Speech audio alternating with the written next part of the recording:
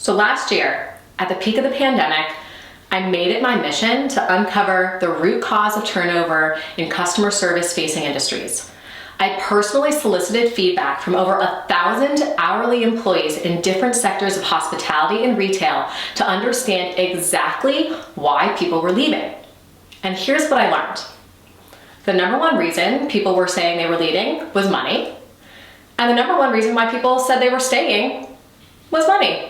Okay, before you tune out, hear me out. At the surface, this might seem to tell us that you have to pay more to keep your team, but in reality, that's not what they're saying at all. After more conversation, I was able to extract this. They were paid fairly, and they were generally happy with what they were making. But they said that money was the reason that they were staying because there was nothing else keeping them there. Now, I went a little bit deeper here to understand what could have been done differently to make them want to stay. And by and large, there were 3 responses that were the most common. And interestingly enough, these things were also the same things that teams with very little turnover had shared as what was keeping them there as loyal employees. So here's what they were. The first was that their manager was able to work with their scheduling needs. This group was pretty diverse. They were made up of students, single parents, people working 2 jobs, people caring for family members at home. And each one of these people needed flexibility in their scheduling in order to take care of responsibilities outside of work. And quite frankly, these things were non-negotiable to them. So if the job couldn't accommodate their scheduling needs, they just found somewhere else that could.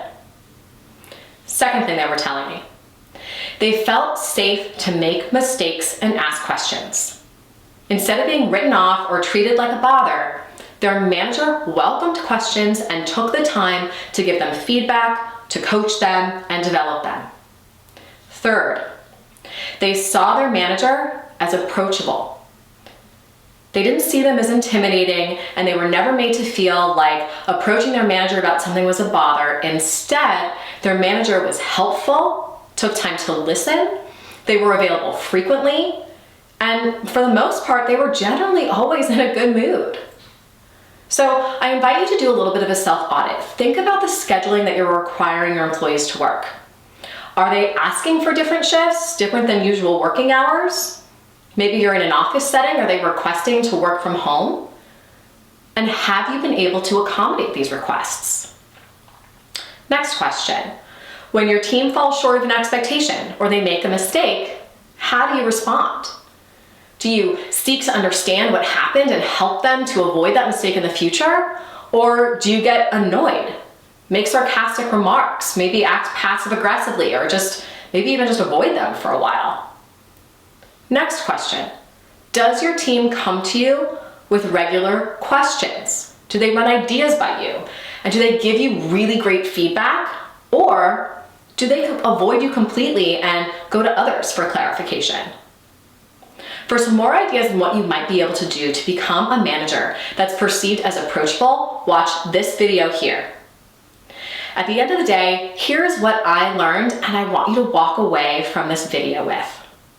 Money has to be competitive, but there will always be a competitor that's going to try to outbid you.